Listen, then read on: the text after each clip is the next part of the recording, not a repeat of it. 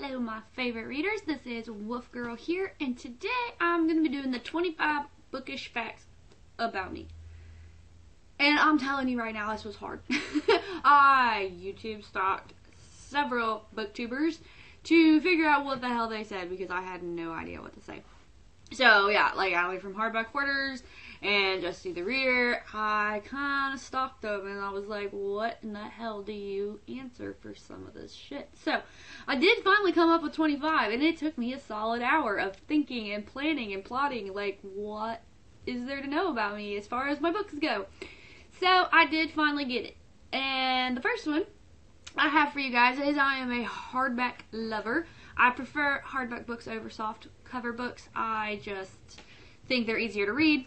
I think the soft ones flop and close and you lose your spot and it drives me crazy. So yeah.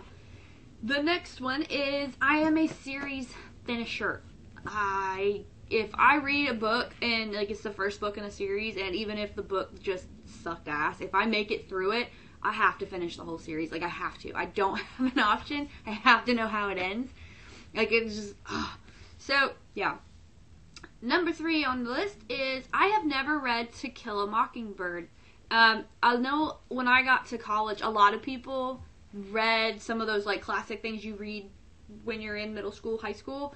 And I was homeschooled through middle school, so I actually didn't read any of those, like Of Mice and Men or To Kill a Mockingbird, any of that stuff that they assign you. And I didn't read any of that stuff until I got to college, like Fahrenheit 451 and Of Mice and Men. Like, I devoured all of them. And I got the people in class like, oh, this is going to be easy. And I read this in middle school, and I remember it, and I'm just sitting here like, you lucky bastard. Because I have no fucking idea. This is my first time.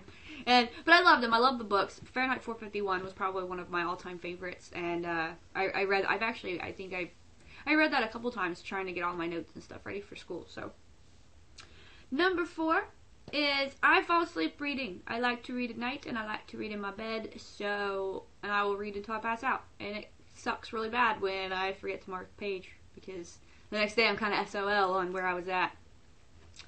Number 5 is my favorite genre is paranormal romance. I kind of talked about it in some of my other videos, and I kind of was like really wishy-washy on where I like to read, and I went kind of through my mental list of what I've liked and what I haven't liked, and paranormal romance is my favorite. If a book's got at least a decent romance story to it, I'm probably gonna finish it.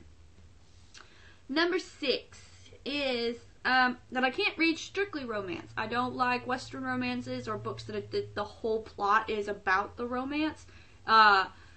Maybe pirates. I could probably get into some pirates, but I can't. I have to have like a main story. I have to have a main plot with a little bit of romance thrown in. So I can't do if the whole thing is just about the romance. That's not for me.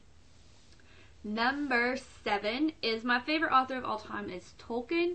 I absolutely love The Hobbit. I know a lot of people, I've heard a lot of people say it was a really boring book. I grew up watching the VHS copy of the cartoon, and then as soon as I was old enough to read the book, I read it 100 times. And I love the movie, absolutely love the movie. I think it is beautifully done. I love the dragon, oh my god. But we'll go into my next fact of I can't finish the Lord of the Rings trilogy books. I can't. I've tried so many times. I think I've started reading that trilogy like 4 times, and I love the parts I get through, and I can't finish it. I would love to finish it. Maybe I'll do an audiobook. Maybe. I don't know. It was hard. It's real hard. Next is I love the Game of Thrones books and the TV show. I have not finished the Game of Thrones books. I think I'm almost through the 2nd book, and those are some big fucking books. Like, they are hard, and there's so much going on, and you're following so many people, and it's difficult, but I'm reading them, and because I need to know what happens. Again, I have to finish it, and if he doesn't finish the book series soon, I might call him up and just die. So, George R.R. Martin, if you ever see this video, you need to get to writing and finish it for me, please. Okay, next up is I am gonna cringe you guys in your skins, but I dog ear my books. I do. I'm hard on them. I expect a lot from my books. And I can't use bookmarks because I have 1,000 things going on every day. Either my dog's getting into something, my kid's getting into something, somebody's getting into shit somewhere. And I've usually got to get up and take care of it really, really quickly.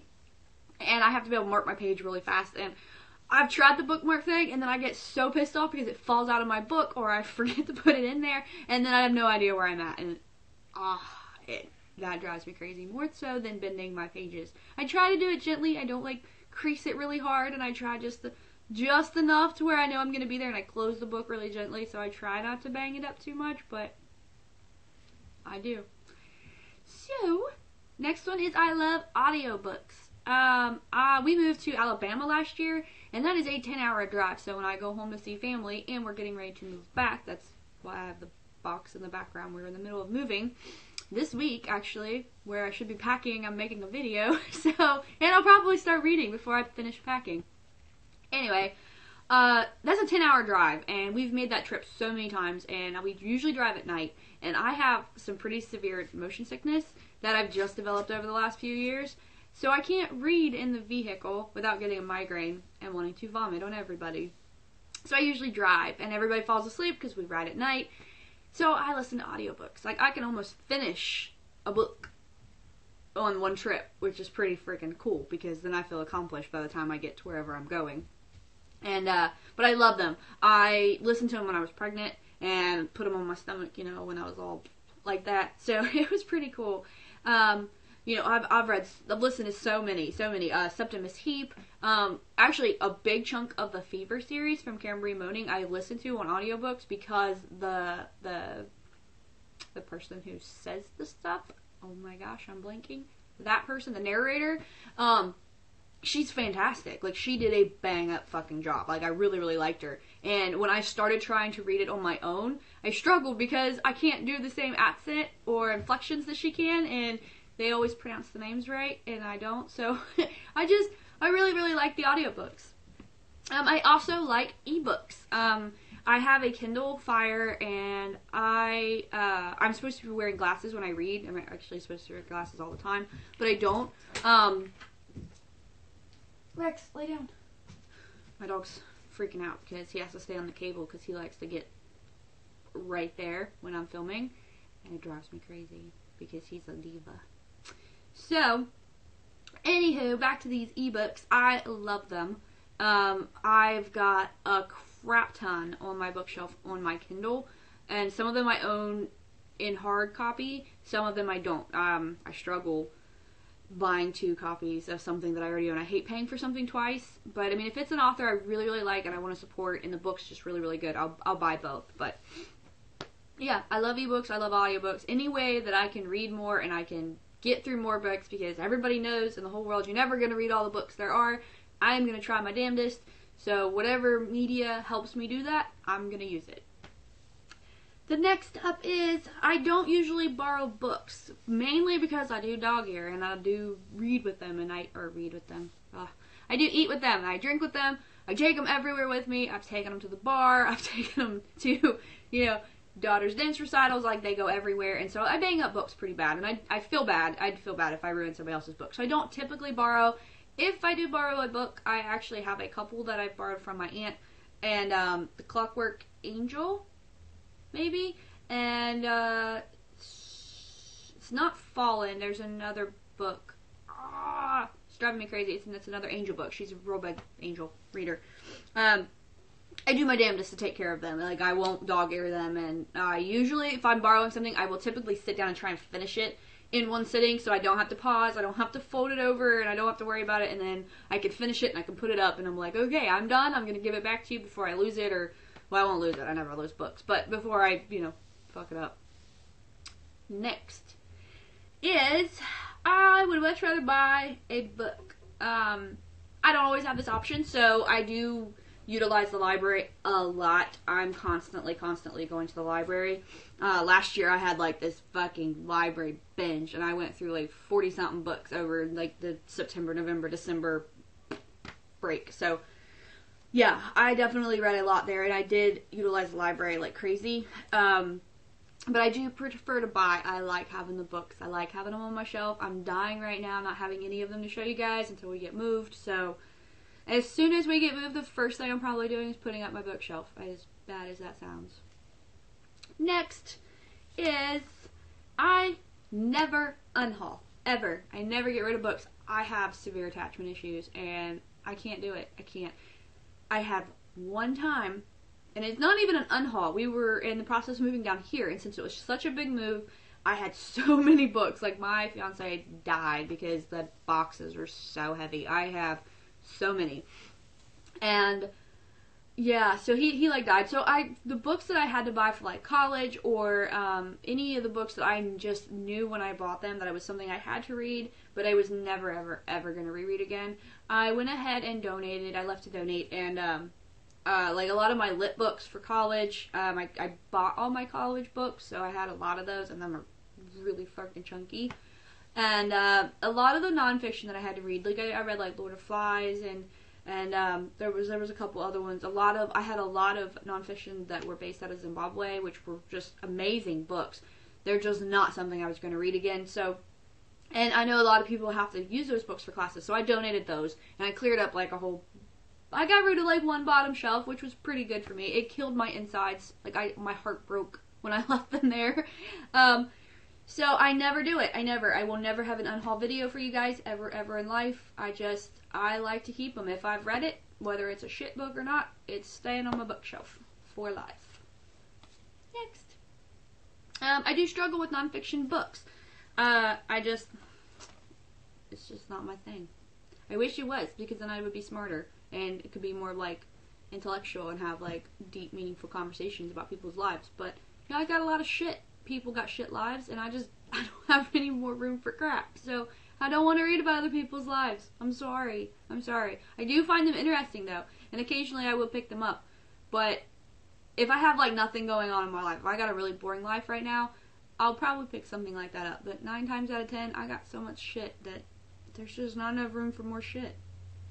Next up is I do judge the book by its cover. I'm in that majority there where, you know, if the cover looks like crap, I'm probably not gonna buy it. And it's not that I'm saying that it looks like crap. I mean, I've owned some books that they have some shitty covers. But if it doesn't appeal to me, like if it doesn't draw me in right away, I'm probably not gonna buy it. I hate to say that because there are so many good books out there that just, they have a shitty cover, and I have some of them, and they're really, really cool. They look like crap, but they're good books. So I try really hard if I'm in a section at the library or the bookstore, and I try really hard to go through and read at least the back cover or the synopsis or something to try and give me an idea. But mostly I'm going to skip over it if the cover just doesn't attract me. Then we go into, I traveled to Ireland for my English class. It was we did poetry, and well, one of the classes was for music, so we got to go to some of the local pubs and study some of the music. I got to play the baron, which is like this, I'm probably butchering that name, I'm so sorry, but it's like this drum that you hold upright, and you have your stick, and you have to like flick it certain ways, and it's a beautiful, beautiful sound. And then we were studying Robert Frost and a lot of the people over there, so it was really, really interesting. We got to travel to a lot of those sites and really dig into some of the poems. It was mainly poems, and I've always liked poems. I don't really own any books of poems or anything like that, but it was an amazing class, and just the amount of literature that was strewn in throughout that trip was just phenomenal.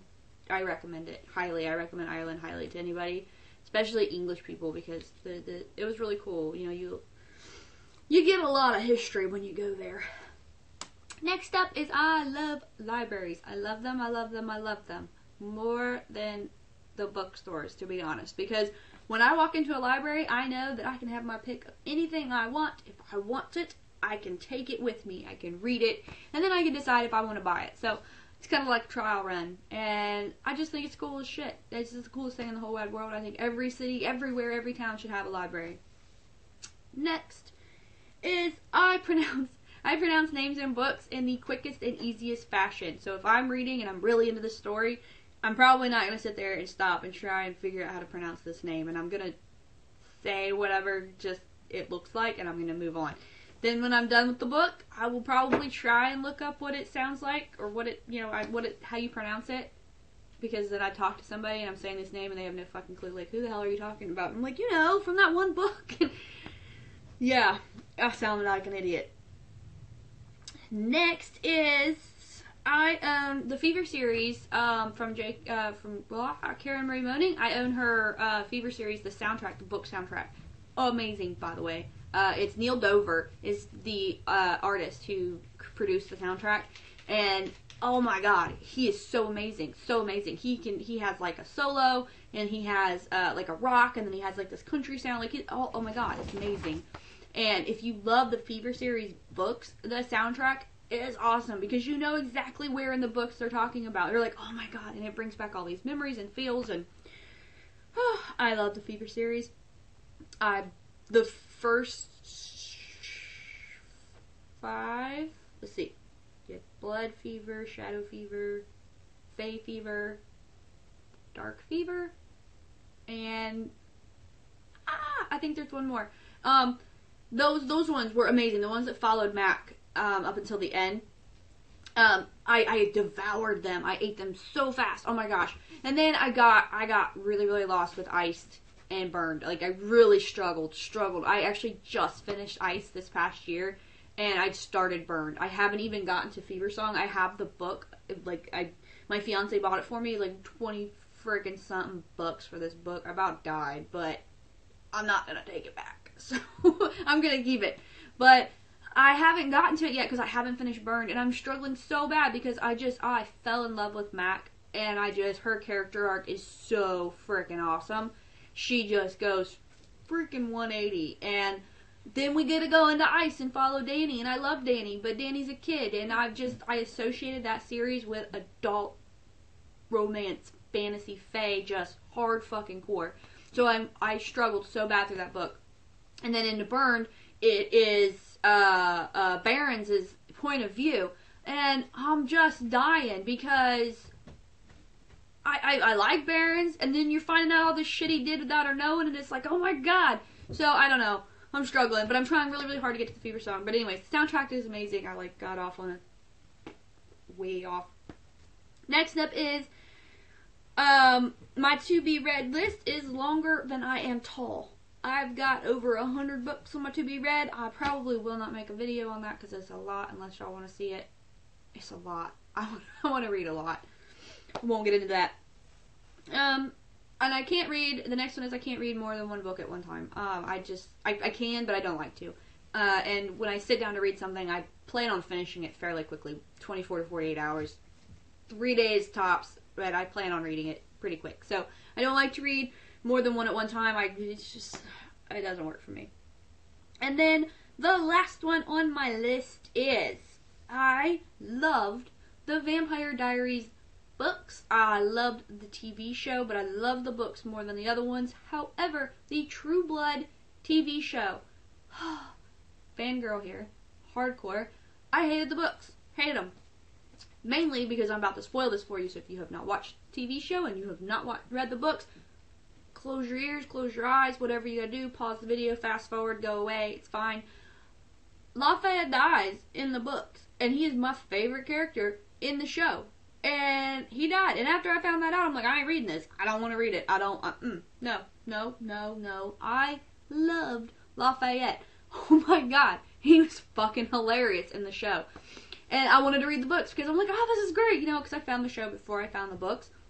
And I didn't actually know Charlene Harris was the one who wrote it until, I'd seen her books at the library and in the bookstore, and I'm like, seems a little too contemporary or just mainstream, I guess. I don't know. The covers didn't pull me in. And then I'm like, oh, this is True Blood. So I went and grabbed the books, and I'm like, no, I'm not doing it. So different, too. The show is nothing like the books. And it's the same with the Vampire Diaries. The books, I love the books. I think that the storyline is really, really good. I love the whole plot and the layout, and Damon is, yeah, I love him too. And I really, really liked him in the books. I mean, he just had so much depth. The TV show, I think, just really got caught up in the whole mainstream thing. So I like it, but it's not something that I'm in love with. But the books I loved. So that is the last fact. This was a long ass video, and I am sorry. And if you guys have made it through to the end, thank you so much, because I appreciate you. I appreciate you a lot. But those are all the facts about me. That was the best I could come up with. If you guys have facts, I'd love to hear them, because this was hard to come up with, to come through with 25 bookish facts. So let me know in the comments below. If you guys liked the video, please like it. Subscribe if you guys want to see more. If you have any recommendations for books or for videos, please let me know. And until then, guys, keep reading.